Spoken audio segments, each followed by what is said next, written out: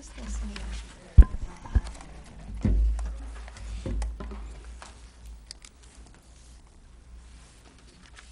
Okay. We will call to order the Grand Traverse County Board of Commissioners regular meeting for Wednesday, October 3rd, 2018. Please rise for the pledge, led by Dr. Lathrop. I pledge allegiance to the flag of the United States of America and to the republic for which it stands, one nation, under God, indivisible, with liberty and justice for all. Bonnie, will you do roll call, please? Wheelock, Yes, ma'am. Mayor, Here. Lathrop, Yep. Gorfulet, Here. Klaus, Here. Crawford. Here. Commissioner Johnson is excused tonight. Yes. We have approval of the minutes. We have the minutes of September 19th, 2018, and of September 26th, 2018. That was last week's special joint session. Motion to approve the minutes is provided. I'll second that. Moved by Commissioner Wheelock, supported by Commissioner Mary. Any discussion? All those in favor say aye. Aye. Aye. Any opposed? Okay, thank you. This is our chance for first public comment. Bonnie, will you read the rules, please? Any person shall be permitted to address a meeting of the Board of Commissioners which is required to be open to the public under the provision of the Michigan Open Meetings Act. Public comment shall be carried out in accordance with the following board rules and procedures. Any person wishing to address the board shall state his or her name and address. No person shall be allowed to speak more than once on the same matter, excluding time needed to answer commissioners' questions, if any.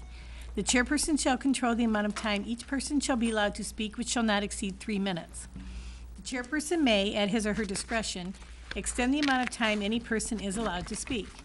Public comment will be solicited during the 2 public comment periods noted in Rule 5.4, Order of Business. However, public comment will generally be received at any time during the meeting regarding a specific topic currently under discussion by the board.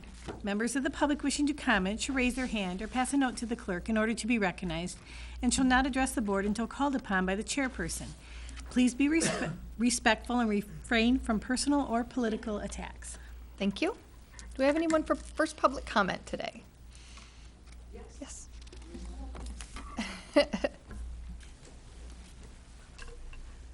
My name is Sue Kelly. My address is 10677 Timberlea, Traverse City.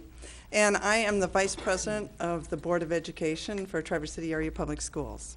And I'd first like to thank the residents of Grand Traverse County.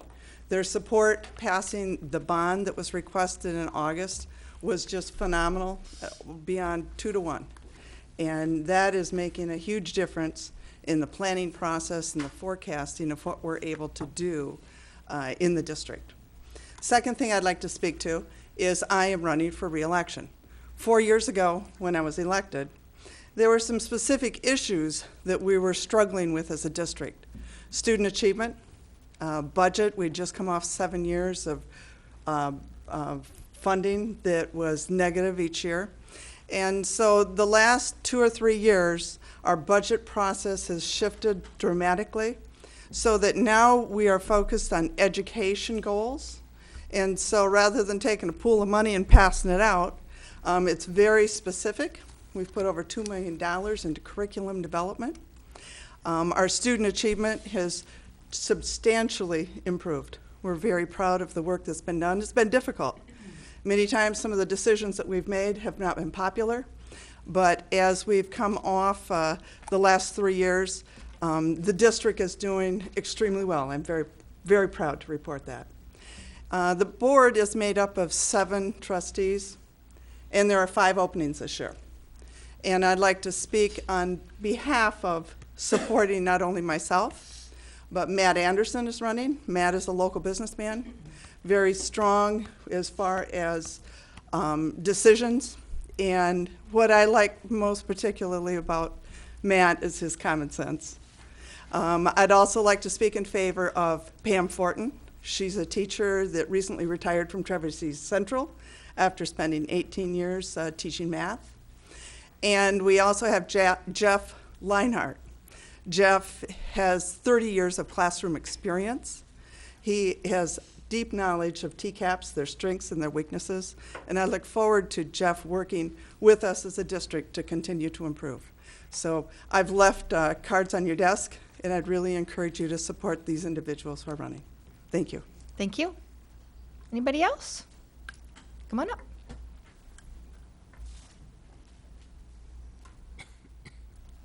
Hi there. My name is D.R. Jamil. I live at 892 Lodge Pine Lane in Traverse City, 49684.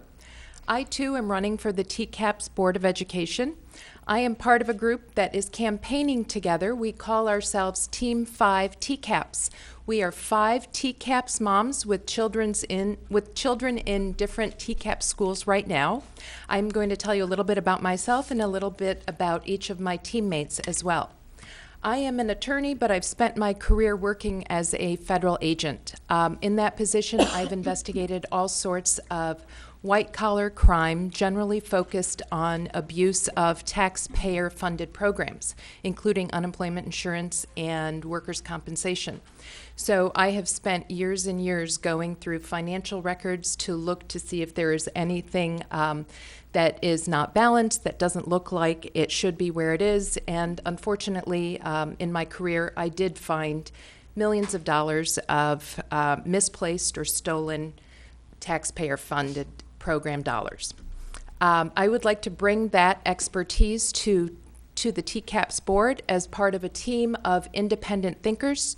One of my teammates is a retired teacher as well. Her name is Rhonda Bush. Rhonda has taught for over 20 years and was voted one of TCAP's all-time favorite teachers. Rhonda brings immense elementary school education experience, including literary proficiency expertise. Patricia Henkel is an attorney and a marketer for Ford Motor Company. She has 4 children in TCAPS and is very well versed in the vernacular of the TCAPS programs. Kathy Luz-Meyer is a former TCAPS administrator, and Erica Moon Moore is a realtor who has lived in Traverse City all her life, as well as her parents and grandparents. We are campaigning together because we would like to approach the Board of Education in a different way. I'm sure everyone here is aware of various issues that have taken place here in the TCAPS district, and unfortunately we have all come together because we feel that it has been a distraction from the main focus that should be teaching and learning. And we would like to implement a clear, concise, and easily understandable strategic plan so that parents, community members, students, everyone in the community understands what's expected of every stakeholder within the district. With that will come accountability, and all of us are committed to asking all the questions that are needed to be asked before You're okay, you can finish up. before anything is approved by the board. We are committed to bringing in parents, teachers, community leaders who would like to include their input into the strategic plan. I've provided everyone with a copy of some of our materials. We have a website as well, and we welcome you to contact us with any questions. And just remember, Team 5 TCAPS. Thank you. Thank you. Anybody else for first public comment? All good? Okay, we will move on. Thank you. We have approval of the agenda. Anybody have anything to add to the agenda? I know we do have a closed session, don't we? We do. Yes, To we will have a discuss. closed session. Anybody have anything else to add? To Approve? accept the Okay. agenda, including the closed session. Support. Moved by Commissioner Gorfulet, Reluctantly. supported reluctantly, supported by Commissioner Wheelock. Because that's not on the agenda. It's not, but we do need a closed session. The closed session is to discuss collective bargaining strategy, negotiation in connection with collective bargaining agreements with the 312 labor groups. So that's our purpose. Yes.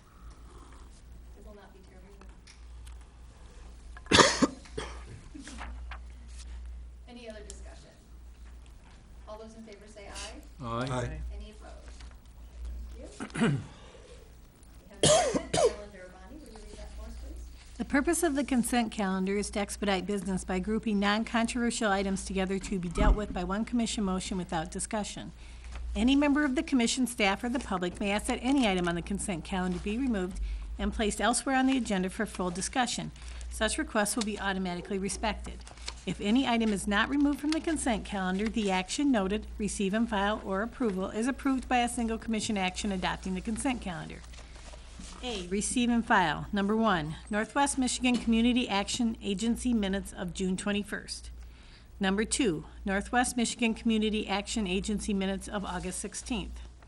Number 3, Northern Lakes Community Mental Health minutes of August 16th. Number 4, Michigan Township Association minutes of September 13th. B, approvals. Number 1, Resource Recovery 2019 Michigan Department of Agriculture and Rural Development Clean Sweep Grant. Number 2, Grand Traverse Sheriff's Office Evidence Property Room Surplus. Number 3, Commission on Aging Point of Service Contract Renewal with Area Agency on Aging. Number 4, Health Department Renewal of Comprehensive Planning, Budgeting, and Contracting Agreement with Michigan DHS. Number 5, Disposal of Surplus Vehicles. Number 6, L 4029, Second Amendment. Okay, does any board member want anything pulled from the consent calendar to be discussed? B2? B2, the evidence room surplus? Okay, anybody else? Anyone from the public like anything removed from the consent calendar?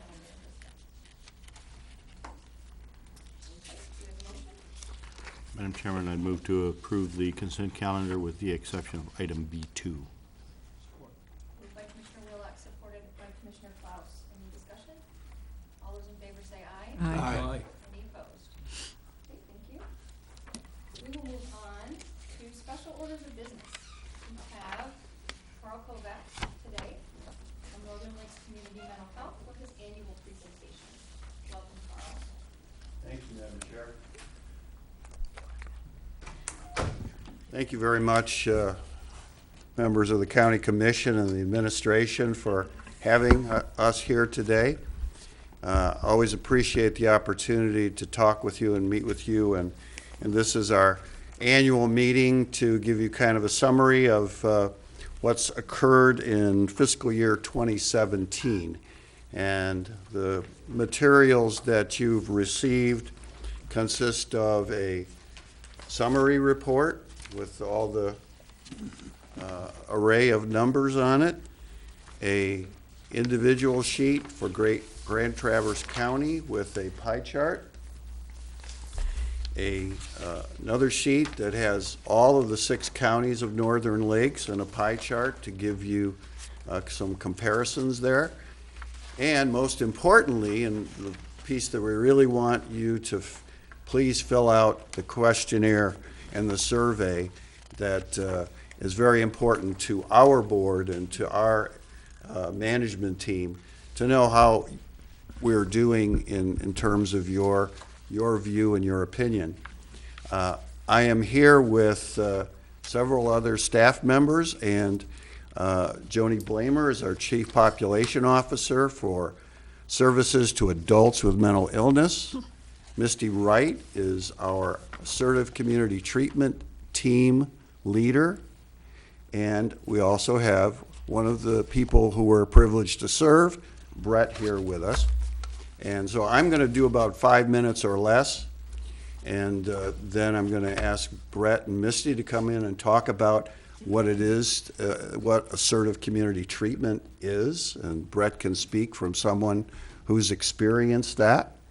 And I also want to take a moment just to thank you and recognize the Carol Crawford, our chair of our Northern Lakes Community Mental Health Authority board, and Nicole Miller, who is our vice chair, and also to recognize the 3 other members of our board, Randy Camps, Mary Maroy, and Nina Zamora. And I want to tell you that they really typify what community mental health and the public mental health system is, because we are rooted in the county. And so that's why we have a county commissioner from each county who serves on our board, and then we have representatives, other board members. And so what they do is they really are the conduit to what the needs and the issues and the concerns of the community are, so that we can be informed, so that we can meet the needs of the people in our community. And I also want to thank you for the ongoing support, the county contribution, the $682,200 that you provide to us annually, that allows us to contract with Michigan Department of Health and Human Services and be able to bring in not only Medicaid funds to provide services, but also some general funds as well. So, and I'm going to do a real quick review of this page, just to highlight a few things for you and to contrast this information with last year's information, 2016. We're always a year behind on the information, so it's a bit dated, but it does hopefully give you a perspective of the service delivery in Grand Traverse County and the other 5 counties that we serve.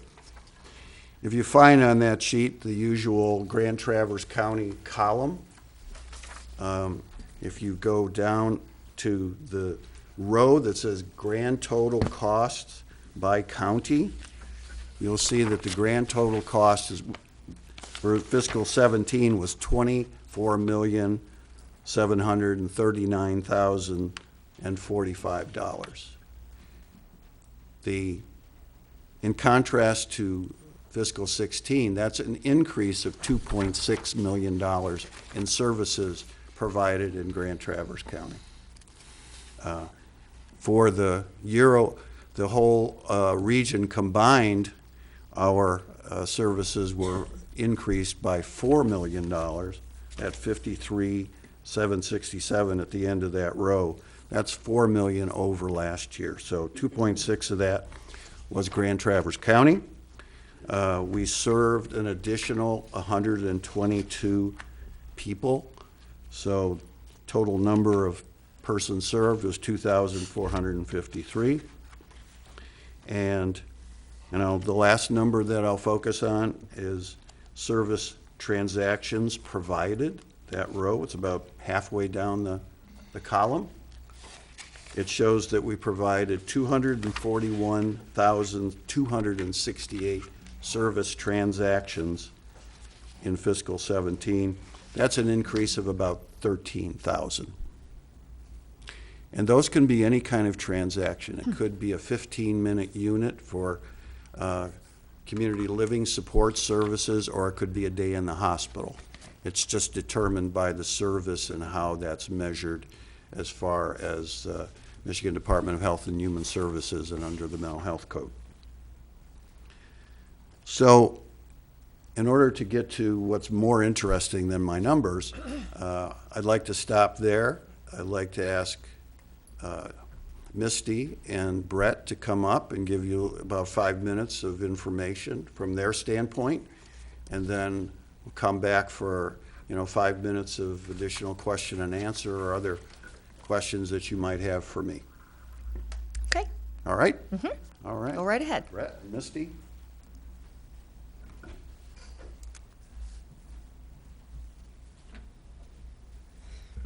Hi, thank you for affording us the opportunity to speak today. I, as Carl said, am the ACT team leader, which is Assertive Community Treatment. A little bit about what we do is we provide treatment in the community for individuals with the primary purpose of keeping them out of the hospital and living independently. We have, right now we serve about 50 clients in Grand Traverse County and Leelanau County, and ACT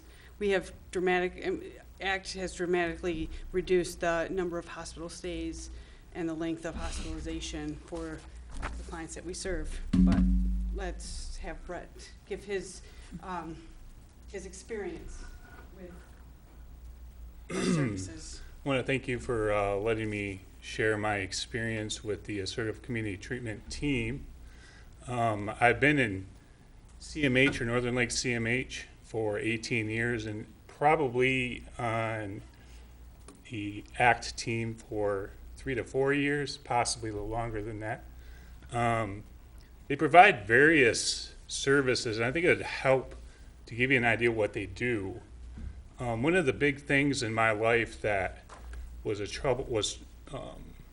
especially important in the beginning was staying out of the hospital. Being in the hospital can be a dramatic thing. And the ACT team has helped me set goals, has helped me keep goals. They meet with me once a week or more than that. They can make house visits if that needs to be. They can set up ways in which the hospital is avoided. And I know that sounds a little strange. A hospital is avoided, but hospitalization is extremely expensive. And if they can set you up in such a way to give you some time off from work, I also work. Some of you might see me at Meyer.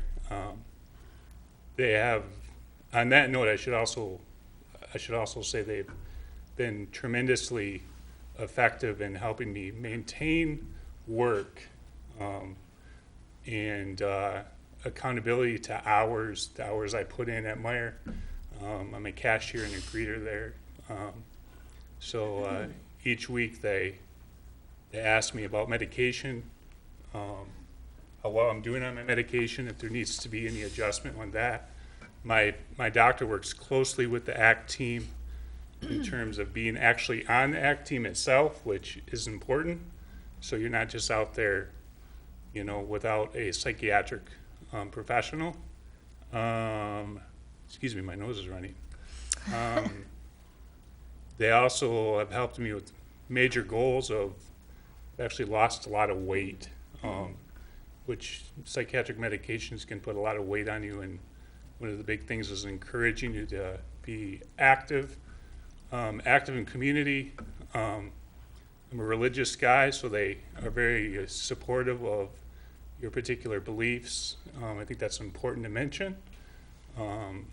And trying to think of anything else. There's just they've made a tremendous difference in my life. I have friends that are also on the ACT team that are also clients, and they are treated with respect as well as I am. And I can't think of any better program to be involved in, because I've been involved in other programs downstate when I was in school, and they run them a little bit different downstate than they do up here. So that's pretty much all I have. Thank you very much for letting us know what they do for you.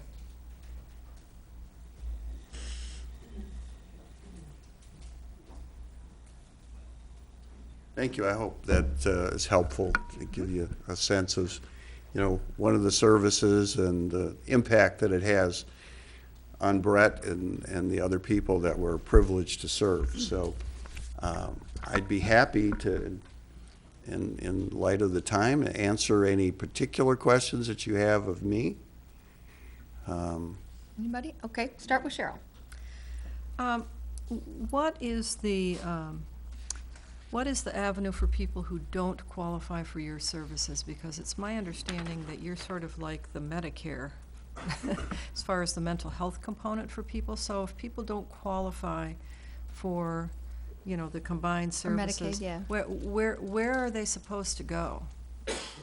Well, there's a tremendous need. We probably receive as many calls, last I checked, from people who do not have Medicaid, who do not have coverage. And my information may be a little dated, and Misty worked in our access unit before going to the ACT team. We get a lot of requests for service. And because of the mental health code, we're obligated to serve those individuals who are the most vulnerable, people with severe mental illness, people with an intellectual or developmental disability, or children with serious emotional disturbance. When somebody calls us, We do a screening, first a telephone screening, then a face-to-face screening if that's indicated. I understand the process because I work in the system. My question is, where do those people go who don't meet your criteria? Well, we work with them to find other resources in the community. What would those be? Oh, let's see, it could be Catholic Human Services, it could be private providers in the community, it could be Munson Behavioral Health. I mean, I'm not knowledgeable about all the services, but I don't know, Joni or Misty, any other major people other services that, Well, for We example, refer Carl, to- I work with people who have their children removed because of abuse and neglect.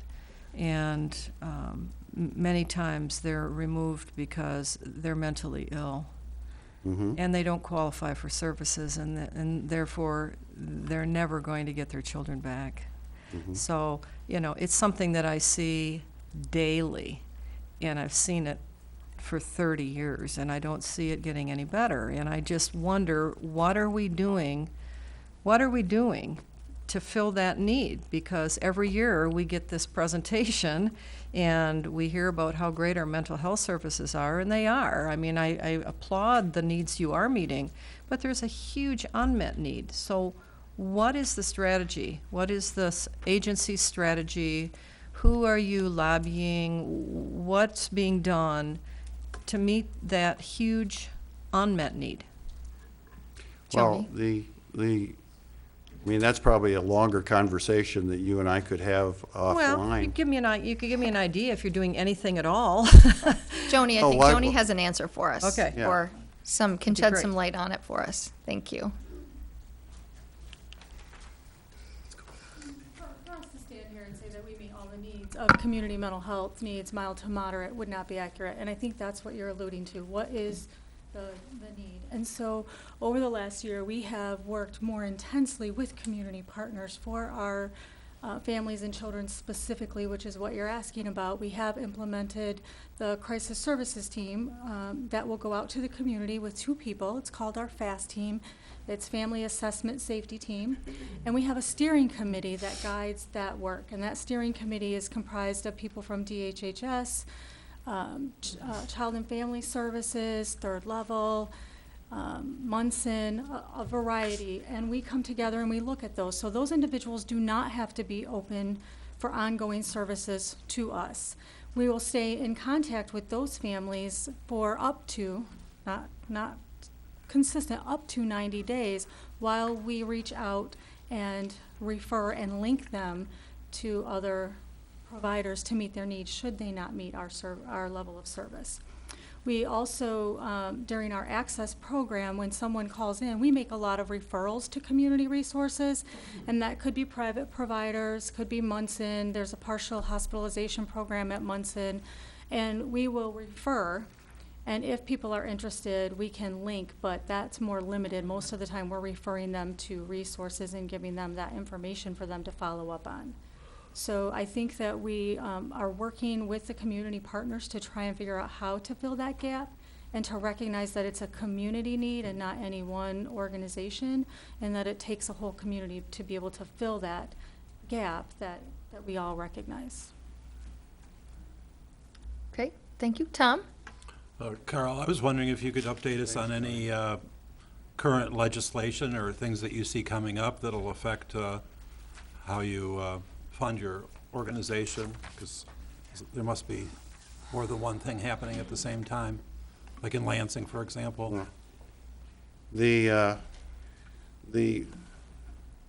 Every year, the state MDHHS goes through a rate-setting process for us, and so we are cautiously optimistic that the rates for this new fiscal year, we started on Monday, will probably go up about 1.5% to 2%.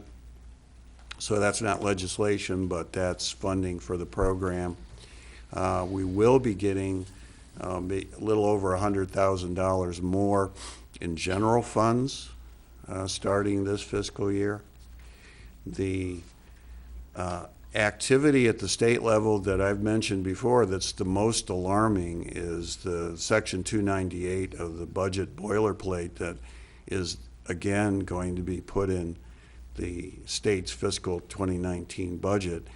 And that's the blatant attempt by the Medicaid health plans to take over the funding of the public mental health center, the system, and have those funds run through the Medicaid health plans, with the community mental health services programs providing, if they had their way, simply being another provider in the community. So I think that's probably the most threat to the public mental health system. The state continues to do a number of different initiatives. One are called Home and Community-Based Services Transition Plan, where we are having to really look at every setting where someone receives either a residential service or maybe they receive an employment service. There's tremendous scrutiny from the federal level that those be community-looking services, not institutionalized services. We've been working on this for several years now. That's a big issue. We're hoping that it won't cause the service system to be depleted, but that's another thing that we're concerned about. Dan? The people that give therapy, mental health therapy, are they MDs, PhDs, DOs, MSWs? What are they? What kind of credentials do they have usually? It's a full range. Our psychiatrists are MDs. We have licensed mental health professionals. We have licensed, in that category, we have licensed social workers, licensed professional counselors, psychologists, licensed psychologists. So they're licensed? Yes. Okay. Yes, yes. So, and then we have, in our primary clinic, for example, that's here on Hall Street, we have a nurse practitioner who provides the primary care. We also have a very robust peer support staff. Most of them are certified by the state, and so they have to go through specific training. We've talked about that when we've talked about jail services.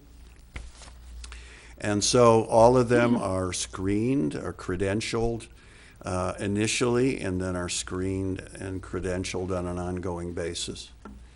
So these are people who are professionally trained and really have a calling to do this very difficult work, because it's very taxing and it's very stressful, because we are serving people who are some of the most vulnerable in the state. Thank you. You're very welcome. Thanks for the question. Well, everyone would be very disappointed if I didn't comment, right? Just take it easy. Surprise. I was giving you a lead in there with the Well, peer support specialist. You know, Grand Traverse County pays you $682,000 a year. The enabling documents that created community mental health specifically state that community mental health shall provide services, psychiatric services to the jail at no cost to the county.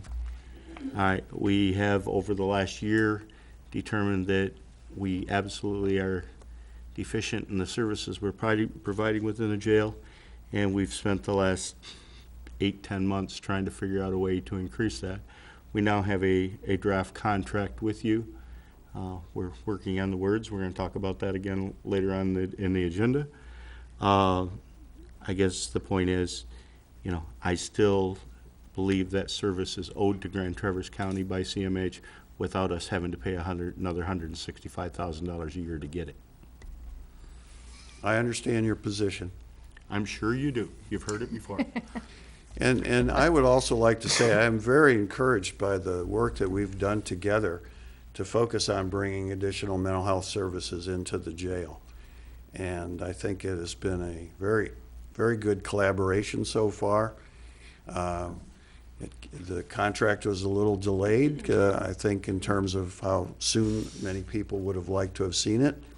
But I believe that a good contract is going to be in the best interest of the county, of Northern Lakes and the people we will serve in the jail. So appreciate your patience in moving forward, but we are committed, and it's going to be a new day in terms of jail services. And there's been a lot of good training that's gone on. We've taken contingents of corrections officers and law enforcement officers to Houston for training. We had a full week of Train the Trainer for crisis intervention training just a couple of weeks ago. And so I was very encouraged by the participation by Captain Ritter and his staff, Chief O'Brien from the city. It's mental health and corrections, as I mentioned to you in the past. I'm co-chairing that group for the Community Mental Health Association of Michigan because I think it's so important. Because we can't use the jails as warehouses for people with mental illness without addressing those needs. And so we're going to have to do innovative things to hopefully prevent as much as we can people going into the jail, but once they're there, how can we provide the services that both in the jail and in transition out of jail that's going to stop that cycle and stop the recidivism? Because it costs us all in the community. And I appreciate Commissioner Wheelock and Commissioner Mayer's effort on that, the jail ad hoc committee. And Joni Blamer has worked very closely with that committee and with Captain Ritter to really, let's put something together that's integrated and that's a quality program that blends both the physical health care and the mental health care that's needed by the people who we serve in the jail. So. Anybody else? No? Okay. Thank you very much. It's my pleasure. For all the good Thanks for information. having us. Keep up the great work. We You too. appreciate what you all do for Grand Traverse County. Thank you. Thank you. Okay, we will move on. Items removed from the consent calendar, B2. Cheryl? I just wanted some excuse me, some clarification. The summary of the request talks about how these items are disposed of either through auction, donation, or disposal per department policy. There's a lot of guns. There's some pretty cool looking bikes and some other stuff. And I'm just wondering, how do people get access to those? What's the process? Okay. Historically, these items, we have a policy in the Sheriff's Department that describes the law that actually drives this process. And as you mentioned, there are several ways they do dispose of them. One is a public auction service site on the web, and that is just they put all of these items out there, and people are able to bid on them. That is usually designed for bigger items like cars and things of that nature. We also have, if it still exists, a relationship with propertyroom.com. They actually come and buy the stuff and take the stuff with them, and they auction the items through their web services, and then they provide us with the revenue. That is also a public auction. And the firearms, depending on the firearm, they are either disposed of and melted down, or they're sold to a local gun shop. There has been occasion where we have opened up the firearm sales to law enforcement officers if there is interest in that. I mean, there's a lot of guns. Yeah. There's a lot of guns, and It's a full room. it's, you know, I support the Second Amendment, but I'm not a big gun fan as far as, you know, all these guns. I mean, We are not a gun dealer, so we do not sell the guns directly. We do not, other than entering into an agreement between individual law enforcement, which has happened in the past, where officers have purchased firearms that were declared surplus okay, for their own backup or private use. Right. We typically sell them to or give them to a local gun dealer, and the gun dealer buys them from us. We do not sell them. so then they're responsible for Correct. doing all the background checks and, oh, Correct. good. I mean, that's just, Correct. Okay. If those firearms were used in a crime, I'm gonna guess 99% of those firearms are destroyed. okay, right. But as far as like, I'm seeing rowboats and paddle boats and inflatable boats and BMX bikes, those kinds of items. I mean, how does the general public get an opportunity to pursue those as a, you know? The if they city wanna buy does, and we usually join with them in annual bike auction where these items are placed at the, well, it used to be the DPW building on Woodmere for the city.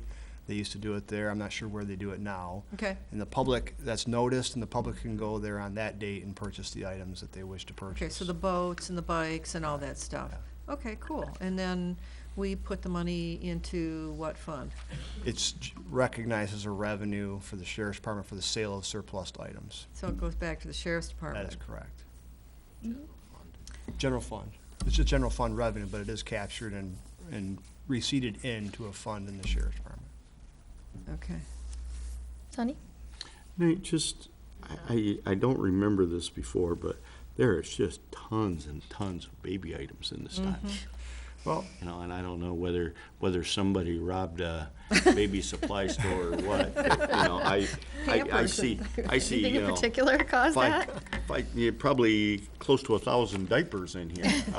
My question is, would those be possibly made available to the health department or someone for disbursement? Because it's, you know, we're not in the business of selling a box of diapers, but there are people that come under WIC programs and those kind of things that could certainly use that service, use that material.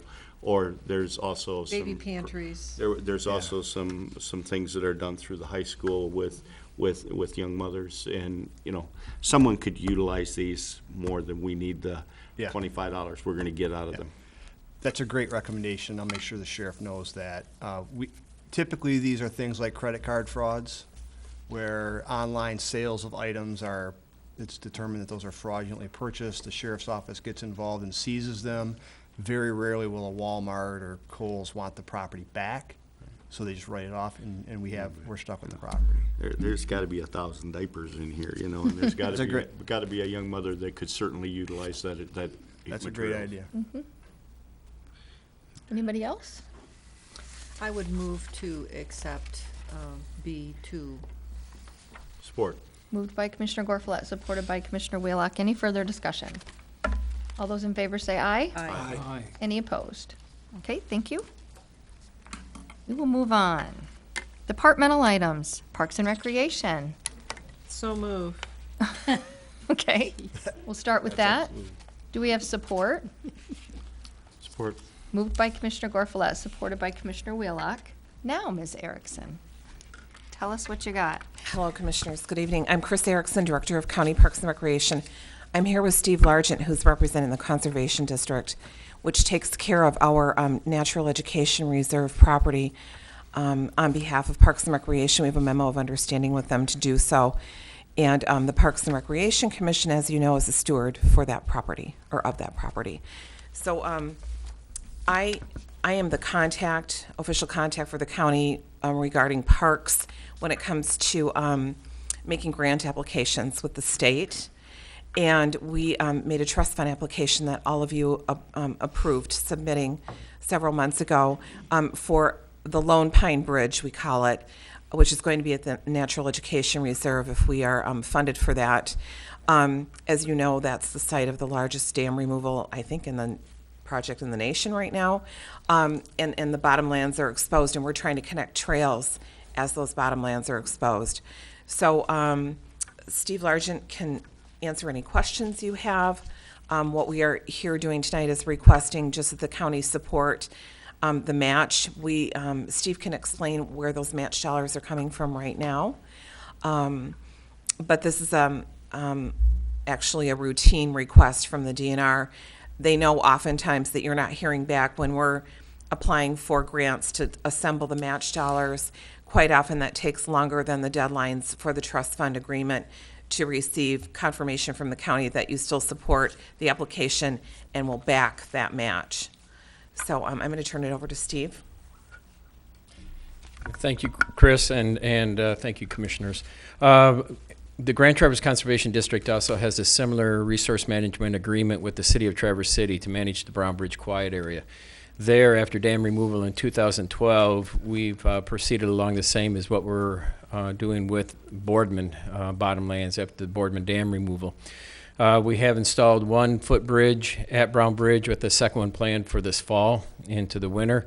And then we've been working on bottomlands restoration as in the form of planting native trees and shrubs to restore those bottomlands as quickly as possible.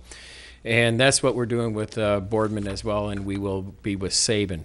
We're looking to install a footbridge at the Lone Pine, at the end of the Lone Pine Trail, which will connect to the Hall Road, which runs along the west side of Boardman bottomlands. And then we're also pursuing through the Conservation District, a landscape scale restoration grant of $300,000, which we need to match with another $300,000. We're not going to be coming to you folks for match there, but we are going to be raising match for that as well. So this is something that we routinely do through the Conservation District, and we'll be doing it for this project as well. Sonny? Well, we should notice, if I read this correctly, that we are not committing any general fund tax dollars for this project. The money has been identified through donations from Rotary Charities, Consumers Energy, and a number of private donations. So we are not committing county taxpayer dollars for this match. Those applications still have to be made. We will be making other grant proposal applications, and I've already got $15,000 of private donations secured for this. So we're on our way. Ron?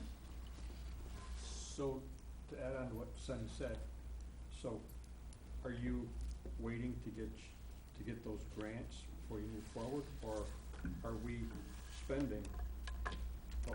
committing to spend the money to make the match? We're committing to we're committing to the match. So in other words, the DNR needs to know that we have this match secured, and then what we do is then once we get the grant, then we will be able to go to funders and say we have, this grant from the state, and we need this match, and that's when we fill in the match required. So like I said, I've already got $15,000 secured, and we will be writing grants to like Consumers Energy and other places to secure the remainder of that. Carol? Yes, Cheryl? So are we, I think we're kind of going in a circuitous conversation here that we're not understanding. My understanding is that you're asking us to commit to the match, but as you raise the money, you won't need the $55,000 from us. Correct. In other words, we're like the fallback position. Yes. Right now, you've already got 15 of the 55. You've Right. got other asks out there.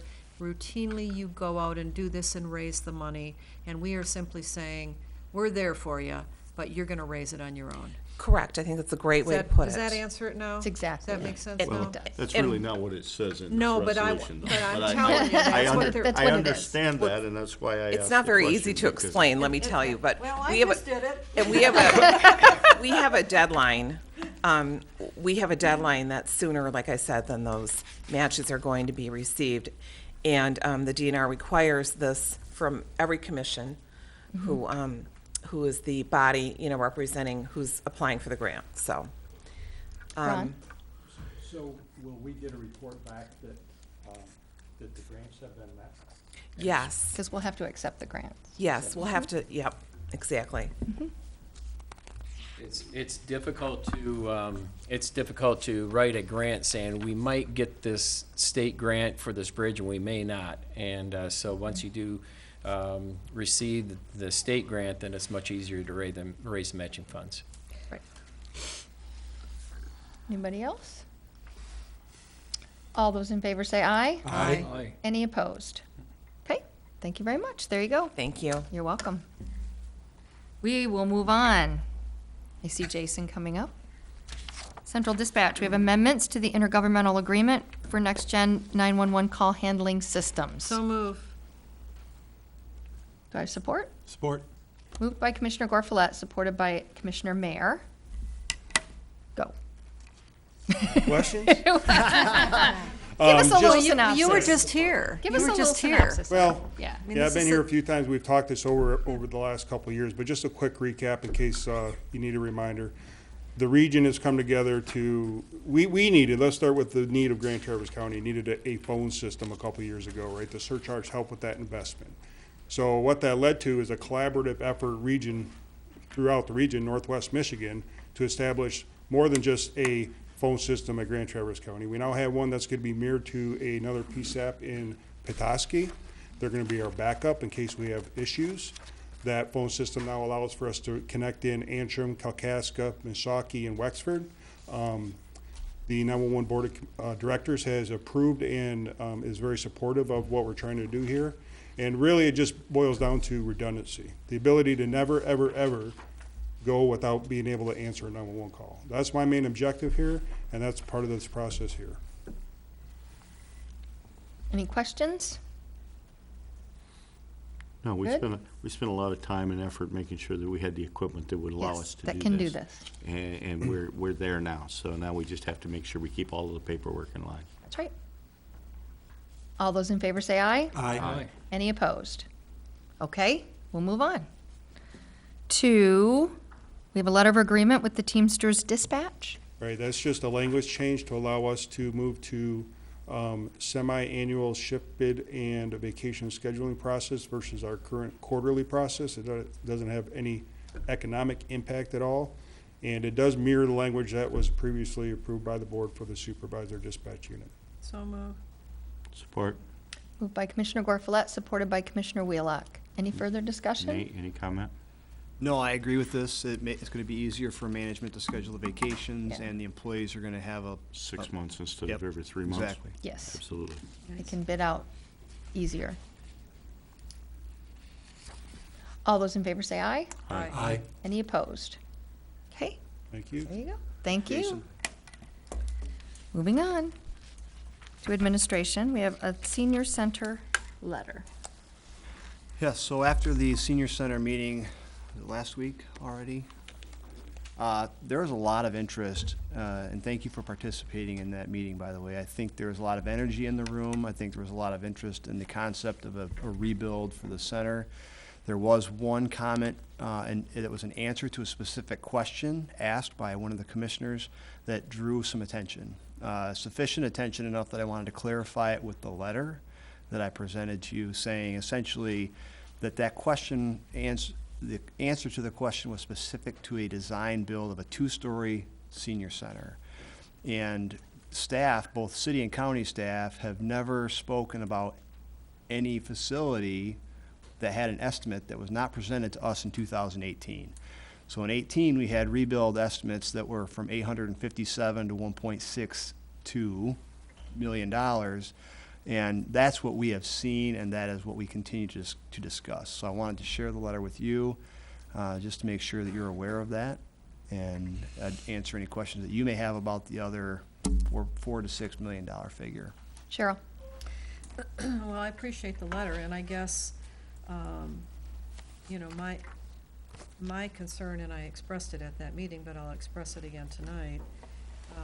I think it's really important that we're very clear about who's going to be responsible for what going forward. And I'm not talking just about building the building, but I'm talking about our continued solo responsibility to bear the cost of all of the employees and the programming and all of that. You know, I think that it really is a great opportunity for us to have a conversation about some of our other relationships with the city where we don't have parity, where we don't have, you know, the Civic Center is a classic example. We bear, as far as I know, 100% of the cost of the Civic Center, and yet probably more than 50% of the users are city residents. And they don't, I don't think they pay anything for that. We pay for it.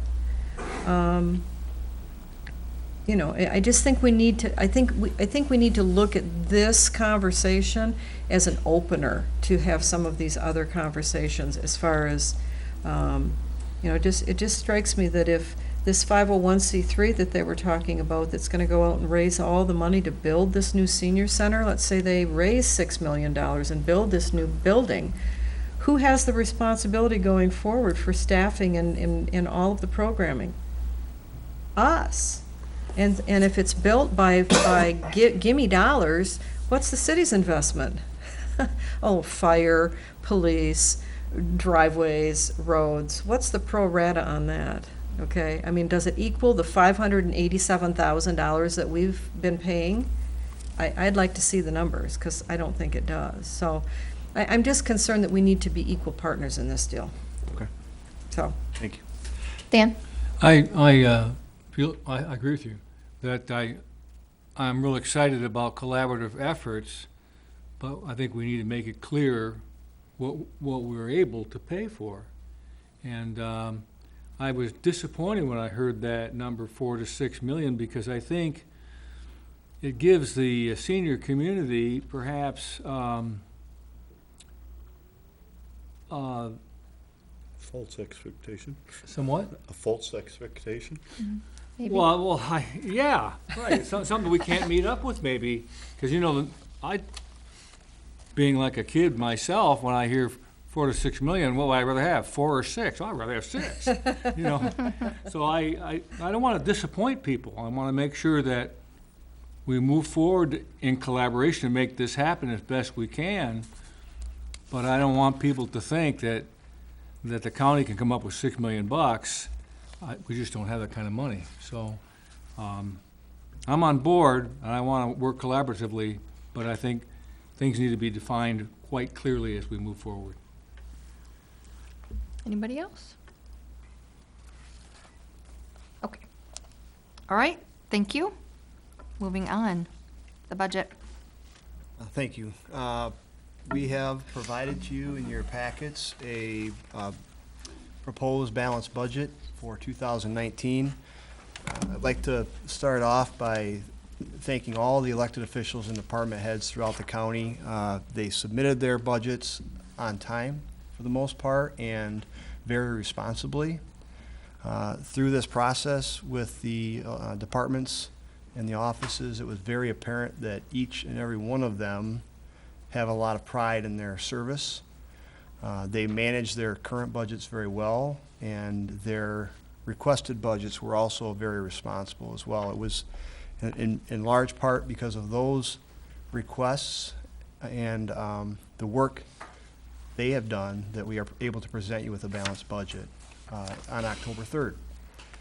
I would also like to thank the internal services employees. There's a lot of work that has to be done behind the scenes to go from the requests to what you have in front of you, and that takes a long time. Weeks and weeks of work have gone into loading this information for you to see in the format that you see it in, so thank them as well. Personally, I'd like to thank Dean. Dean has been a right-hand man on this whole project. Every year that he does it with professionalism. Nobody in this county knows the budget like Mr. Bott. Along with his staff, Cherry and Jackie, Luke and Jessica, they have pushed and pushed for weeks to get this budget information to you, especially when I decided that we wanted to have it to you tonight. We thought it was important that it come to you tonight, that we have plenty of time between now and November to look at this and fully understand what this budget means, and have the opportunity for commissioners to review it and ask questions of us, and have us have time to answer you, as well as have department heads and elected officials, if they so choose, to come in and ask questions of the board. Since August 31st, I believe, we have been inviting elected officials and department heads to meet with Mr. Bott and I to discuss our recommendations or have services discussed that were requested. And we've met with many of the departments that chose to do that, and some didn't choose to avail us of those requests. So we are very happy to present to you a budget that is balanced. It does not use any fund balance. It includes the wage increases that you have given us direction on. It includes the pension payment. It includes an OPEB payment. And we are looking forward to the next few steps in the process. And I'd like to have feedback. We'll go with Dan and then Tom. Well, first of all, I want to congratulate you and your staff and the department heads. This is really impressive, and gives us a chance to look at it and work at it, but I'm impressed with the department heads, the employees that came back with reasonable requests so that we can keep this a status quo budget. I'm impressed that we're not using our fund balance. I'm impressed that we're funding our retirement plan. This looks like success to me, and the board and our staff should be proud of ourselves. Absolutely. Tom? Well, I'd also like to thank you. I appreciate that we're starting off the month of October with this point in the process. I'll probably have questions as we proceed, but today I started to think about the Drain Commission, how much we're going to be paying our drain commissioner versus how much we might be paying some outside contractor, and what it really costs to get us back to where we should be. And Steve is here tonight if anybody has any questions. I don't have any particular questions for Steve. But I'm also interested in maybe that someone from the court talks about their budget, and somebody from the sheriff's department, perhaps, because those are large areas. Now, over the years, we've lost a couple of our specialty courts, like the mental health court, I believe. And I'm wondering if we should be looking at bringing back any of that activity because it was useful. And now it may be 4 years, perhaps, since we've had maybe two specialty courts that we no longer have. Mental health is one of them. I can't think of the second one right now, but you may know Veterans? Is it veterans? Is it veterans? Might be veterans we don't have, yeah. But I think that's a really useful way to carry out the justice system, is to have courts that are attuned to special populations. So I'm not sure whether we'll have a chance to hear from the courts, but that would be something I would ask for, to get a little more information about the need for that. Okay, Cheryl? So I'm looking at the general fund sheet, page 134, and licenses and permits went from $219,780 to a budget of $9,000. Yeah. You were expecting that question, so what's the answer? Yes, Administrator Alger asked me about that, and I'll be honest, I didn't have a chance to look into that yet, but we will get back with you. We Great. probably have something grouped inappropriately in that category. Okay, and in that vein, I'm also looking at transfers in that went from 2.8 million to 793,000. And my third question is, the federal grants, were budgeted for 197,000, and we apparently only secured about 91,000, and it's budgeted for next year at only 10,000.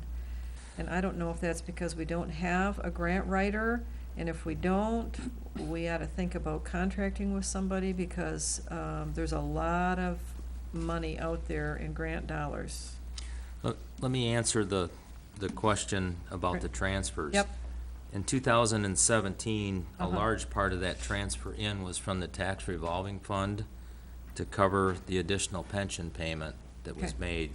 So for 2019, you're back down to the historical or the consistent amount, which is the normal amount that you would receive from your tax revolving fund. But the higher transfer in 2017 that's shown in the first column is you asked your tax revolving fund, and your treasurer was able to show you that you could use that. That was a $2 million transfer. I thought I remembered that, but I thought it was important for you So to share that. we're back, as far as 18 and 19, those are what you customarily receive from that fund. Okay. The federal grants, that can vary from year to year. Federal grant funding, we generally, in the general fund anyway, we don't receive a lot of federal grants. They're usually a specialty type grant. And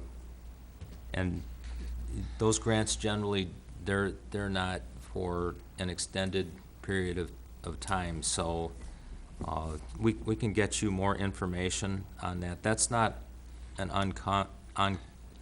what's the word here? That's not an unusual pattern to see with the federal grant. It's a very conservative number, and I know that you're very conservative. I guess the Well, last. those are actually based on grants. I mean, we could receive additional grants but we don't put them in the budget until we know we have them. And So the other financing sources, would that include money from the tribe? no, that's primarily some of our internal billings, our indirect costs, rents. Where would tribal money come on this? As far as, we We don't generally, consider it a revenue source? if we receive money from the Grand Traverse Band, it's a specific grant, it's the 2% funding, those would be listed as a local type grant. Okay. There would be, I don't believe there's any revenue budgeted in 2019 for, again, that wouldn't be recognized until you actually have been awarded you. or received it. And we will provide an explanation on the licenses and permits. I was asked to do that. I did not meet that expectation. Thank you. Sorry. Sonny, did you have something, and then we'll go back to Dan? First, I absolutely appreciate seeing this the 1st of October instead of the last week in November, the first week in December, which we've seen for the last couple of years. You know, a couple things that, you know, Nate and I talked about briefly. Number one, I still think we should be able to find a way to put all of that unfunded pension liability in its own budget center so we can actually see a picture of what that dollar amount is and how we're going about paying it. And, you know, and Dean and I have had the discussion for many years about the fact that we split it out and we have it scattered throughout the budget because we can collect on some grant funds for that. The concern for me is it misrepresents what it costs us to do business in many of our budget centers because that funding is put in those budget centers. I would like to, at some point or another, I know there was a number of new employee requests that were requested that are not funded in this budget, and I understand why. I would like to see that list of who was asking and, you know, for where. You know, we may or may not choose to, you know, think we should fund some of those positions, maybe yes, maybe no. And the other thing, I'd like to see some sort of alignment sheet, if you will, of those items that are listed as far as whether it's through facilities or wherever, how they fit our long-term capital improvement plan. Because we have a capital improvement plan in place that talks about, you know, where our buildings are, where our properties are, and what big pieces we have coming up. I'd like to see where that fits in line with that, you know, and I know we probably haven't looked at the capital improvement plan for a couple of years. Maybe it's time that we do.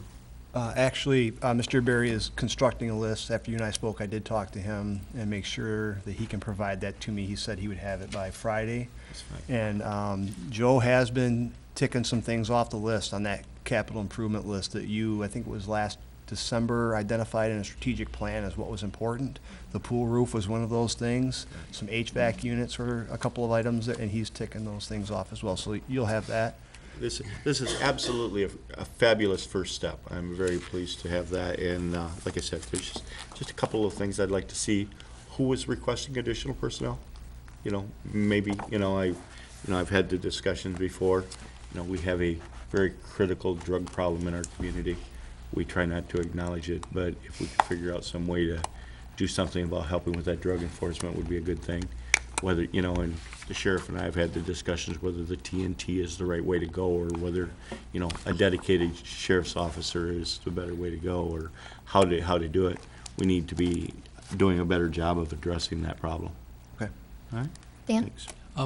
Question about, I'm always kind of confused about the 2% tribe money. I think I heard it said that they no longer have an obligation to pay us that money. They've legally met that deadline or that goal. Is that true? I actually know that one. The legislation or the law that made it possible for the tribe to have the casinos did provide for them they had to contribute 2% back to the community. that expired. In And I believe in October of 2008. October of 2012, I believe. But it Okay. did A expire, long time but ago. and when they built the casinos in downtown Detroit, Yeah. that kind of negated that. So, but our tribe continues to keep up that 2%. But they don't have to. No, they don't. Okay, I want to make that clear. No, they do not. don't have to do it. They don't. Okay. They are choosing to do that for us. Yeah, well, I'm grateful. Tom? Yeah, another one that I'll probably ask more on is planning and development, since we're going through a change there. And I'm not sure what we're gonna do with the 25,000, so. I think we're going to work on. We're gonna do community planning and development if we Yeah. need it. There's, I think there's two items in the budget that surround that. One is a $25,000 recommendation for planning services. Our master plan is going to expire here shortly.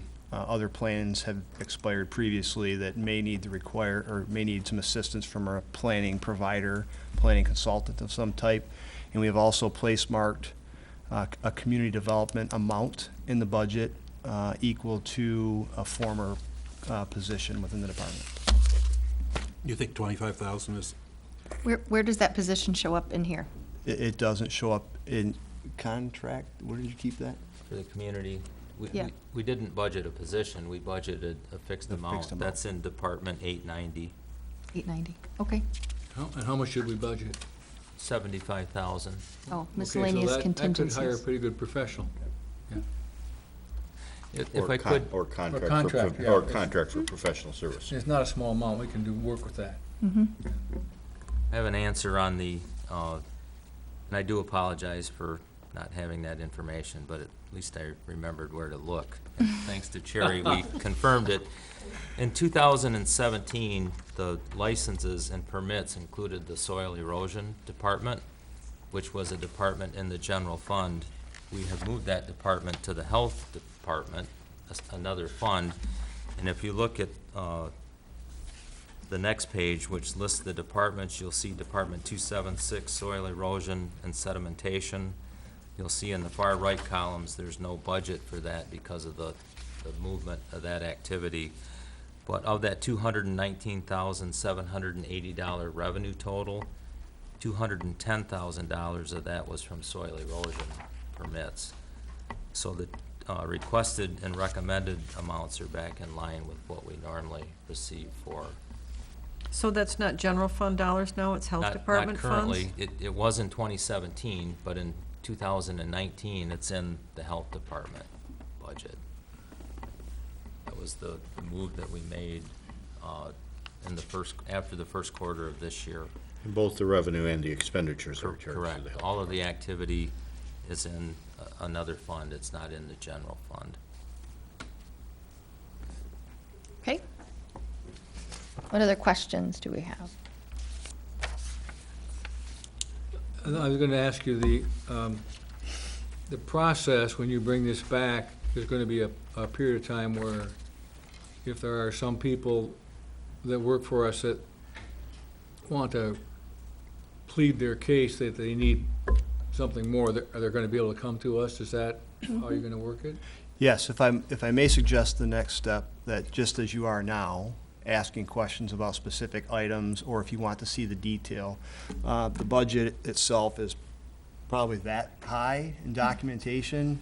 We didn't think that you needed to see that tonight, but if you wish to see the detail in any of those accounts or funds, please ask. We have it. And yes, exactly right. So the 24th, I'd like to see, between here and there, if commissioners have questions, we can answer you between now and then. The 24th, we could ask the department heads or elected officials that want to come in. We can ask them to do that on that date and then come back to vote in November to approve the budget. So that would be a study session date? That would be a study session, October 24th, and I don't think we need 2 days.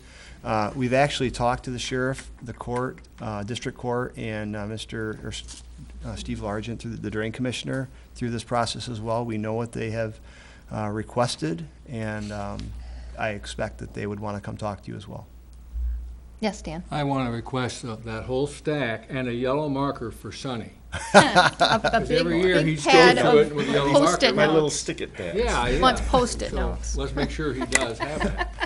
I'd be disappointed not to see it. Yeah.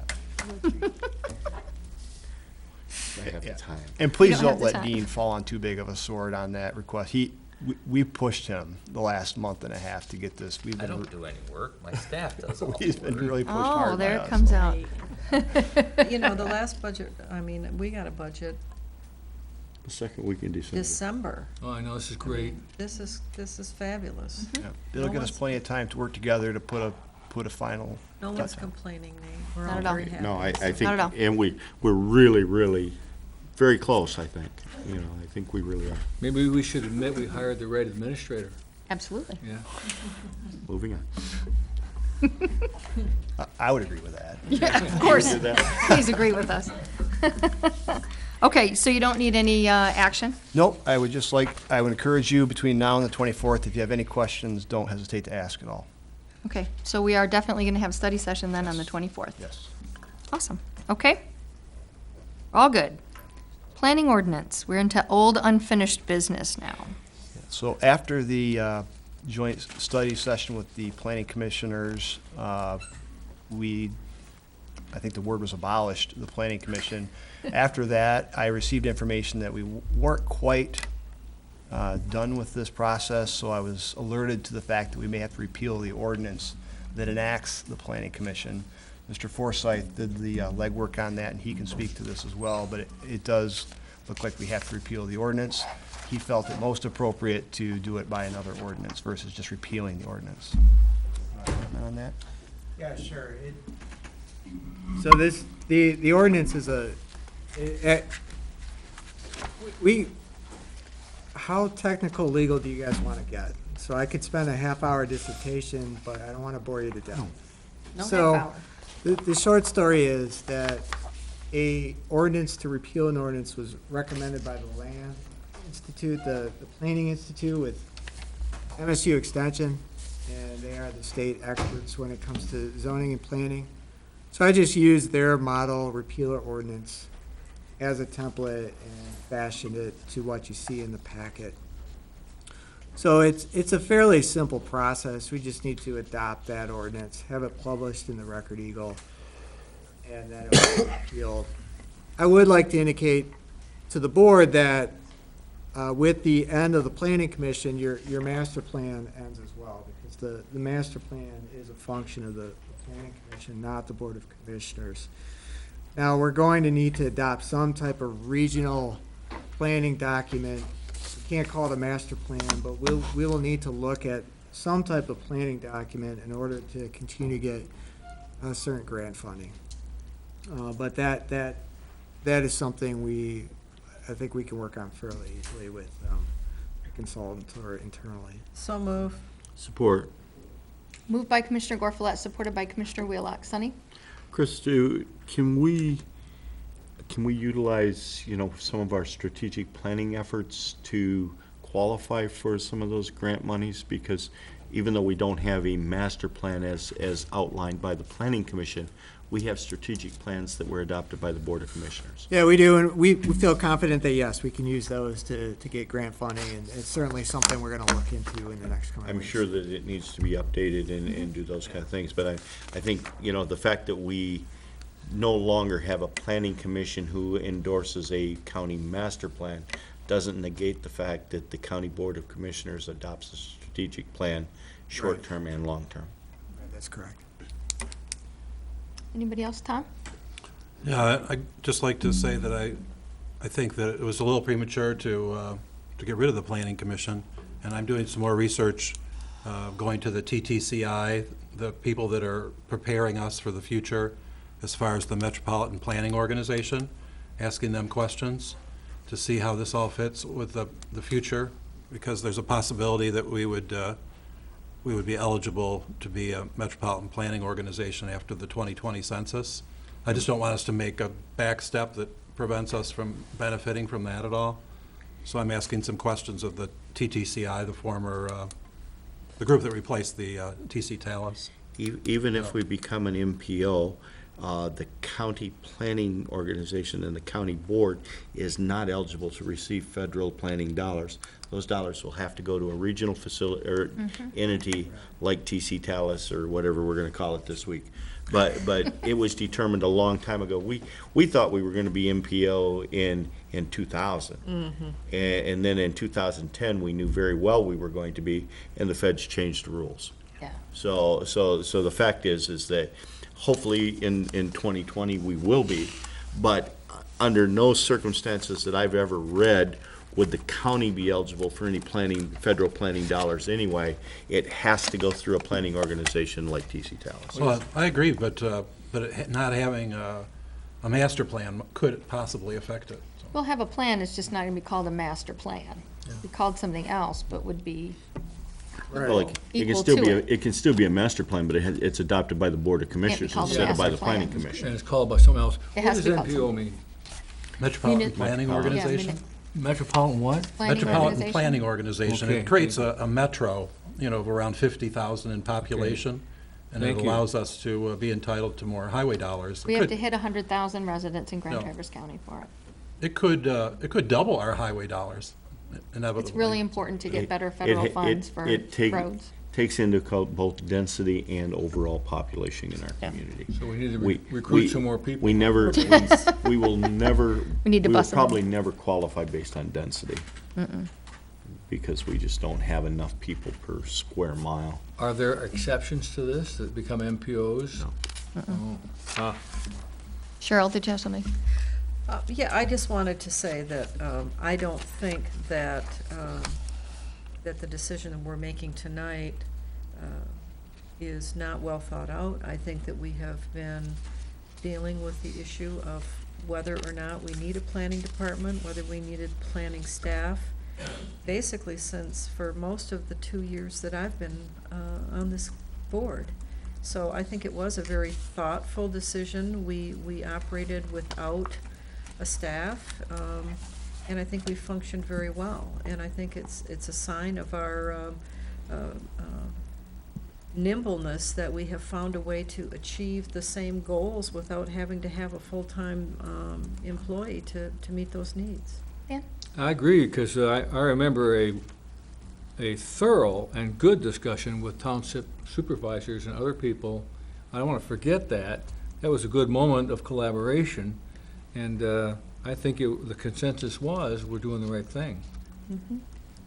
So this is just the logical next step. It was evidenced by the fact that the townships were very, when asked, was there anything that you were needed from the county that was not available to you in the last year while we did not have a planning staff? And there was absolutely no mention of any item that they felt that they were deprived of. So I think we're doing the right thing. In fact, they congratulated us on some ends for the collaboration that we have with them through other departments or specific elected officials. We provide a lot of services to the townships, and they were appreciative of that. Okay, anybody else? All those in favor say aye. Aye. Any opposed? Thank you. Wellness policy, you back. Thank you, and I really don't have any much comments for the board. I thought, or at least I attempted to, lay out a budget with detail, not only give you detail, but comments that explain how we came up with the numbers. I just want to publicly thank both the internal review that was done by the Wellness Committee, Health Department, Sheriff's Department. Dean did a really great job checking my numbers. And I'll also thank some of our partners like Norte, who helped in creating this, Lighthouse Group, and Priority Health. So if there are any specific questions that you may have, I'd be glad to answer them. Tom? Are we going to vote on this tonight? Yep. Okay. I make a motion that we approve the wellness policy, I should say, as described in tonight's packet. Okay. I'll second it. Moved by Commissioner Mayer, supported by Commissioner Lathrop. Sunny? Is the funding in the 2019 budget? Yeah, yes, it'll be in the 2019 budget. Money well spent. Cheryl? I just want to congratulate the committee on a very thoughtful growth of the existing plan. You know, it went from about $7,500 to $20,000, which to me is a significant increase, but to support the health of the employees, and we have a lot of employees. I think it's really prudent, and it's well thought out. It's structured in a way that everybody, regardless of what their fitness level is, should be able to take advantage of something and improve their health. So kudos to you and your team, Chris, for putting that together. Yes, thank you very much. I've wanted for years, the 4 years that I've been here, to do things like this for our employees. Because it really takes very little, and they feel valued, and it's very, very important that we value them, and not just what they can do for us, but their lives and their health and their wellness. Well, and we've really done a great job of identifying goals and how we get to those goals. I think that's the big piece that the plan has that we didn't have before. We always talked about the wellness picnic and this and that, but we really never had real goals that were attainable. All those in favor say aye. Aye. Any opposed? Thank you. There you go. Thank you. Community mental health proposed contract. It's not in here, but Well, we have the contract. It's been reviewed by the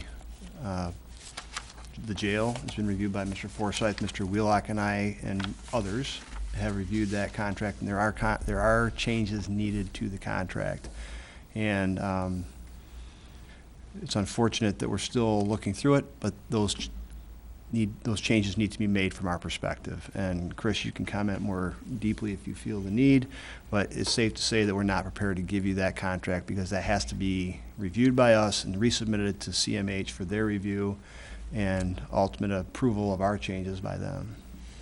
That being said, there's only about a half a dozen, 8 or 9 items that that we identified at all are written there. I personally only had like 3 or 4 that I was really concerned about. So we're really close. Yep. Good job, Sonny. I mean, everybody else worked on it too. and Tom. And so was we'll on have a that chance committee to as well. review it and approve it. We will. About when do you think? Next time? Well, I think our goal would be to have it back to CMH next week for I their would- review. Okay. 'Cause I it- would think that's a fair assessment. It just depending on how long it takes to turn back around and whether or not they have to have legal review of those changes. And Okay.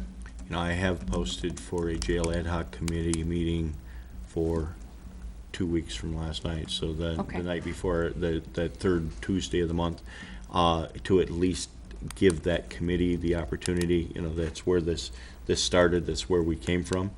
And I want to give them the opportunity, and hopefully by then we'll hear something back from CMH about, whether they agree or disagree. Hopefully we don't play volleyball back and forth, but, I think the changes that, at least the changes that I made and the ones that I've seen that Chris made, has recommended, are very doable. Yeah. I think they're very doable. Okay. All right. Thank you very much for the update. We have no new business. Now is our chance for second public comment. The room kind of cleared out, but if there's anybody left out there that would like to make public comment? No? Lots of either not looking at me or, okay. I have a question. Yes, sir. I just filled out this form for mental health. Do we hand it to you or what? Yeah, you can give it to me. I'll make sure they get it. Okay, good. Absolutely. Yep. Or you can turn it into Chris Kramer too. And, yeah, I'll make sure that Carl gets all of those. Thank you very much. So we'll move into Commissioner Department reports. Anybody? Reports. It's too early in the month. My townships haven't met yet. They True. won't meet till I next am, week, I've only so had one meet, so we're all, I have, Nate wants to add something. after you're finished. okay. I am, well, I'm gonna read the jobs that we have open. There's just a few. But before that, I want to say that, I went to the pool reopening on Saturday at noon, and it was awesome. We had a lot of people show up. There was this, the huge scissors with the ribbon, and very cool. It is beautiful. The locker rooms are done. They are. It really. It's a $1 million pool, and it was almost 3 years ago, about this time, that it could have been a hole in the ground. And we decided at that time to at least give the Y a chance and give the community a chance and the Friends of Eastling Pool a chance to do what they said they could do, which was take over the pool and have it run smoothly at less cost to the county and refurbish the pool at no cost to the county. So the only cost the county has incurred is when we gave the $25,000 out of our own budget toward the locker rooms. So if you haven't had a chance, please drop by and have someone walk you through it. It is awesome. And it will be well-maintained. All of the pump rooms, I don't even know how they do it, but it's very cool. So, and it's a great community effort. Lots of things at the Civic Center are community efforts like that, Norte and the Wheelhouse, and the playground, all of it is community effort. So the Civic Center, for my part, I'm only going to be here for 3 more months. So when I leave in December, I absolutely know that I'm leaving things better than they were. And I really am very proud of the things that have been done at the Civic Center, because that is definitely far better than it was before. So thank you to everyone that gave to the pool, that showed up to help paint, that showed up to help do all kinds of things with the pool. Yes, Tom and Dan, did you have The something? new system at the pool doesn't use chlorine, it Nope. uses special Ultraviolet light. Yeah, so people might really appreciate that. When you go in, it doesn't smell like a pool, it just smells fresh and clean. There's absolutely no odor in the air at all, yeah.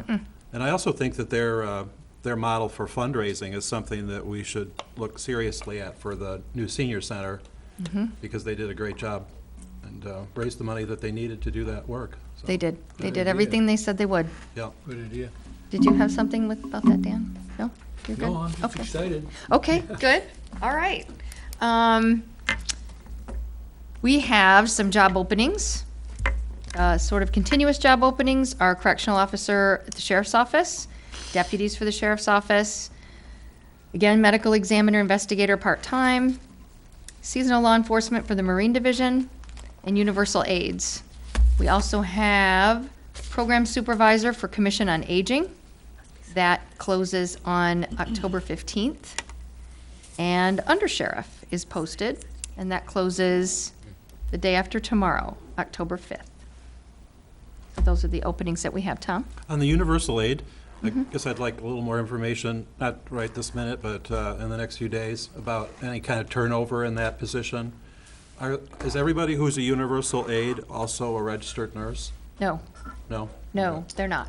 No. They don't do nursing. They're a universal, as far as I know, but Cindy can help with that more. They sort of do all kinds of things, but they're not Yeah, nurses. because I started to find a thread of a story where the nurses that are visiting through the Commission on Aging are being asked to do other things.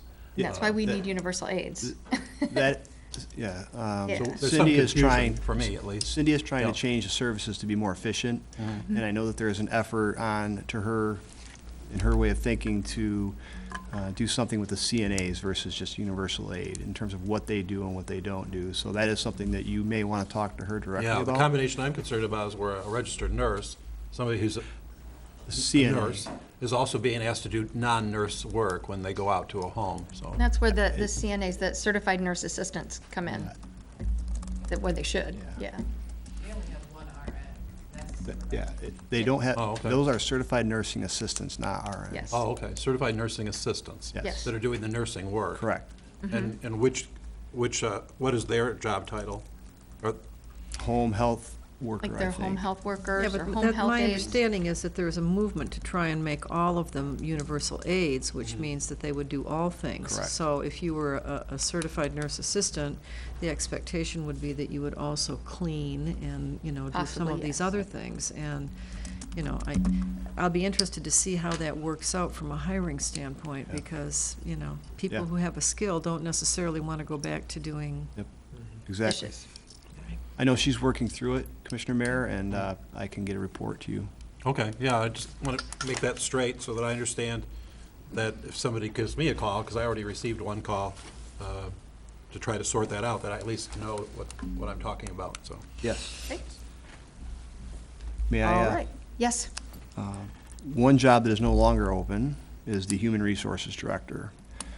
We have extended an offer to and Donna Kinsey from downstate has accepted the position. Donna interviewed wonderfully, in my opinion, and has a great amount of experience, decades of experience in HR, globally and locally. She has a high passion for human resources in terms of the art and the skill of human resources, and a lot of energy. So she starts October 22nd, and looking forward to introducing Donna to you and the rest of the county. Super. Congratulations, that's Thank you. great It's- news. It's going to be Thank you. great. News. Thank you for all the support to that end. Okay. Okay, so hold on, let's get we need to go into closed session. I need to do it right. Okay, so I move that we go into closed session for strategy and negotiation session connected with the negotiation of collective bargaining agreements with the Sheriff's Office 312 bargaining unit. Support. Moved by Commissioner Crawford, supported by Commissioner Wheelock. Second that. Roll call vote, please. Mayor, Yes. Lathrop, Yep. Gorfulet, Yes. Klaus, Yes. Wheelock, Yes, ma'am. Crawford. Yes. As far as decisions, Don't think so. there will be no votes when we Just- come out. Just so it's clear, it's collective bargaining units. I might have just wrote unit. Units, Units, okay. good. okay. Got that, Bonnie? No, but he's gonna send it to Collective me. bargaining units. We'll send it to you. We'll take care of it. We'll forward it on. We'll go to the little blue room. Better.